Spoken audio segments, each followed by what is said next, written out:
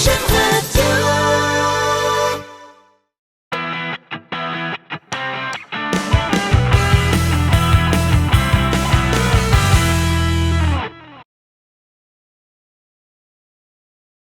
Démarche, enfin, c'est une rencontre, mais une rencontre qui a été provoquée. La première fois que je comprenais, c'est-à-dire que je comprenais concrètement, et c'est vrai que ça doit poser quand même, parce que quand on parle de vieillissement, de polyhandicap, d'accompagnement des dents, mais on ne sait pas concrètement ce que c'est le vécu et ce qu'on doit mettre en face. Et nous, ce qui nous intéresse, c'est non pas de nous mettre à la place d'eux, mais de savoir comment on peut collaborer en apportant notre pierre ou notre aglo, hein, parce que maintenant on ne construit plus en pierre, mais beaucoup en aglo, hein, pour pouvoir aider, hein, en faisant notre métier. Et là, c'était l'une des premières fois où je comprenais ce qu'on me disait par rapport à cette problématique. Je crois que ça a fait tilt, mais en effet, c'était une rencontre, on va dire, une vraie rencontre. Voilà, c'est-à-dire impromptue. Hein, une rencontre de parking. Donc, Global Cité, anciennement Bistrot Mémoire Rennais, puisque cette association va avoir 20 ans cette année, nous allons les fêter en septembre, était essentiellement à l'adresse des personnes atteintes de troubles cognitifs, maladie d'Alzheimer et de leurs aidants, et qui se tournait essentiellement sur le mercredi où il y avait un rassemblement dans un lieu public, et en l'occurrence un café fermé. Là, c'était ouvert sur la cité pour sensibiliser aussi les personnes qui étaient autour de ce groupe de personnes atteintes de troubles ou non de troubles, où il peut y avoir que des aidants. Et donc, le fait que nous sommes devenus Global Cité au cours de l'année 2023, c'est parce que nous avons démultiplié nos actions, et nous avons aussi des actions à l'adresse des jeunes malades, qui est une action que nous menons déjà depuis 5 ans, où nous avons des groupes de 10 personnes à peu près, aidants aidés, mais avec des jeunes malades, c'est-à-dire autour de 65 ans, hein, et avec de l'impact que la maladie peut avoir sur la famille, sur le couple et sur la famille au sens général du terme. Et donc, c'est vrai que nous sommes penchés il y a à peu près maintenant 2 ans sur la question de l'habitat, hein, puisque nous avions été sollicités sur Rennes pour pouvoir réfléchir sur cette question-là. Et là, c'est vrai que visiblement, une rencontre sur un parking, ça peut être le début d'un beau roman, du coup, a permis avec Samia de pouvoir réfléchir cette perspective de convention au conseil d'administration. Il a fallu le travailler en conseil d'administration, voir le sens. Est-ce que c'était notre mission, pas notre mission? Dire que le bistrot mémoire est un expert, et il peut apporter son expertise justement auprès des bailleurs sociaux et des projets immobiliers, avec l'important dans le cadre du bistrot mémoire Rennais Global Cité, c'est que nous partons de la demande des personnes que nous accueillons, puisque on va dire que les personnes atteintes de troubles ou les aidants, ce sont eux les experts, ce sont eux qui savent, et donc nous partons beaucoup de leur expertise. Voilà. Et c'est avec plaisir qu'on puisse se retrouver aujourd'hui pour la signature de la convention, pour pouvoir la faire vivre après dans le cadre d'une collaboration, une coopération. Alors concrètement, au-delà des valeurs partagées qui sont l'inclusion et l'accessibilité et l'accueil inconditionnel, ce que nous, on souhaite pouvoir porter et puis réfléchir aussi avec LB Habitat, c'est la notion d'anticipation et d'adaptation et de transformation de l'offre existante des habitats. On voit que tout ce qui est logement social, la question du handicap invisible et le handicap cognitif, c'est-à-dire qu'aujourd'hui, on a fait beaucoup de progrès sur tout ce qui est aménagement des lieux sur les normes d'accessibilité, c'est-à-dire qu'on peut remplacer une baignoire par une douche à l'italienne, par exemple.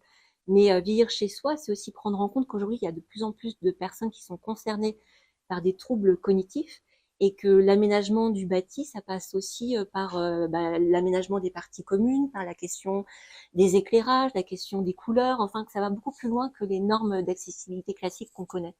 Donc pour nous, l'enjeu, c'est aussi d'amener cette expertise qu'on a d'usage avec notre public, avec la problématique des aidants qui ont besoin aussi d'espace pour manœuvrer quand il y a une perte d'autonomie, puisqu'on voit qu'il y a un virage domiciliaire et que les gens veulent vieillir chez eux. Mais vieillir chez soi, c'est aussi les soins de fin de vie, d'accompagnement, où il y a aussi besoin d'équipements supplémentaires, donc de manipulation. Et donc, c'est vraiment amener les bailleurs sociaux, les promoteurs, les élus, même les habitants eux-mêmes, à être dans une anticipation de façon à voir qu'est-ce qui peut être adapté en fonction des particularités de chacun. L'idée, c'est pas de faire la même chose pour tout le monde, parce qu'on va pas vieillir de la même façon. On voit bien qu'il y a des inégalités. Mais c'est de dire qu'est-ce qu'on va pouvoir anticiper de façon à prévenir les situations de rupture et de faire en sorte que les gens qui ont toutes leurs habitudes, leurs repères dans un quartier, puissent y rester plus longtemps possible. Et donc, il y a aussi des stratégies qui vont pouvoir être faites avec les bailleurs sociaux et puis peut-être initiées grâce à ce partenariat où on va pouvoir peut-être proposer des choses, de dire peut-être que dans un immeuble, il peut y avoir une anticipation de quelqu'un qui vivait dans un T3, mais il y a peut-être un T1 avec jardin au rez-de-chaussée qui permettra, sur une souplesse du cadre, avec une évolution des lois, des baux, enfin je sais pas comment ça peut être pensé, de dire qu'il y a peut-être une mobilité interne dans les immeubles qui pourrait être proposée. C'est peut-être ça qu'on pourra peut-être imaginer ensemble. Alors, C'est tout l'enjeu, c'est de se dire qu'aujourd'hui, on a beaucoup de personnes qui se retrouvent enfermées chez elles parce qu'on va dire qu'elles ont fait le nécessaire pour adapter leur logement. Mais on peut voir que, par exemple, sur certains immeubles, il y a des marches pour accéder à l'immeuble. Sur certains quartiers, tous les commerçants ne sont pas sensibilisés ou il y a des difficultés d'accès à tous ces commerces de proximité. Et donc, Global-Cité, son expertise, elle est là, c'est de se dire qu'aussi, vivre chez soi, c'est pas simplement adapter son logement, c'est aussi sensibiliser le voisin de palier qui va pouvoir être un aidant, puisqu'on dit que tout bien portant est un aidant qui s'ignore.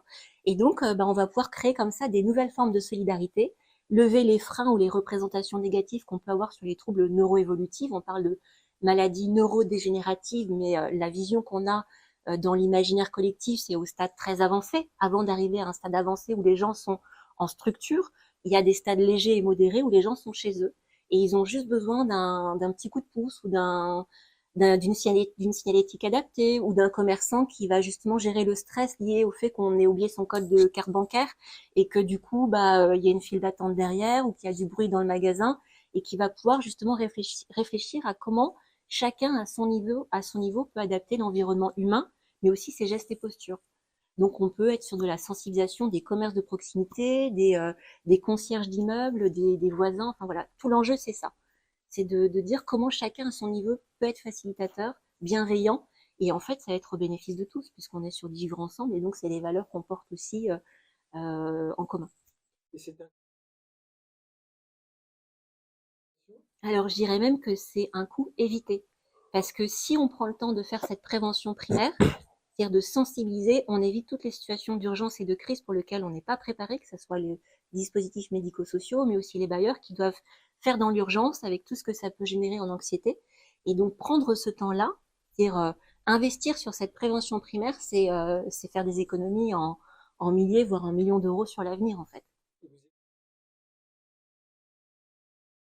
Et c'est pour ça qu'aujourd'hui on se regroupe, c'est pour ça qu'on travaille ensemble, c'est-à-dire qu'on sera, plus on sera nombreux, plus on sera entendu, en tout cas plus on sera audible.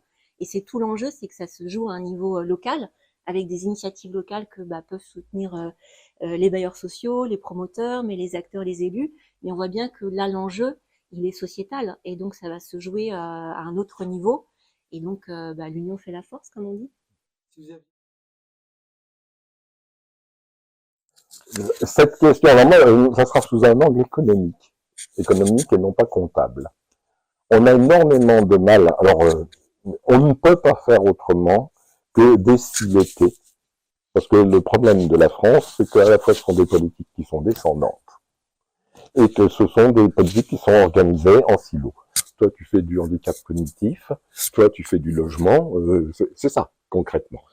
Le deuxième point, c'est la question qu'on se pose actuellement. Vous savez, par exemple, quand on parle de déficit budgétaire, un comptable, donc je ne citerai pas le nom, va vous dire, il faut 10 milliards, il faut 20 milliards. Alors, ce que tu viens de dire, c'est exactement ça, c'est 20 milliards pour quoi faire? Si c'est 20 milliards pour investir, c'est cru ce que je vais dire, mais c'est une équation économique, parce que ça va nous permettre de ne pas dépenser 50 milliards dans 5 ans ou dans 10 ans, c'est ça exactement l'enjeu, et c'est ce que l'on a du mal à faire passer, c'est à la fois déciloter et faire passer aux responsables ceux qui financent, en disant c'est un investissement, ce qui n'est pas au sens comptable du terme un investissement, mais au sens économique du terme, c'est un investissement parce qu'on est dans de la prévention, comme pour la préservation de l'environnement. C'est que l'euro qu'on dépense aujourd'hui, c'est 5 euros qu'on économise dans 5 ans ou dans 10 ans, vous savez mieux, parce que c'est une problématique que vous connaissez plus. Et ça, on va avoir énormément de mal à faire passer ce message. Et en effet, je vois pas d'autre moyen que d'être ensemble pour le faire passer. Parce que peut-être qu'à force, eh ben, les cloches qui sonnent les unes après les autres, ça va faire un carillon. Merci beaucoup pour Jeune Radio. Merci. J'aime la radio.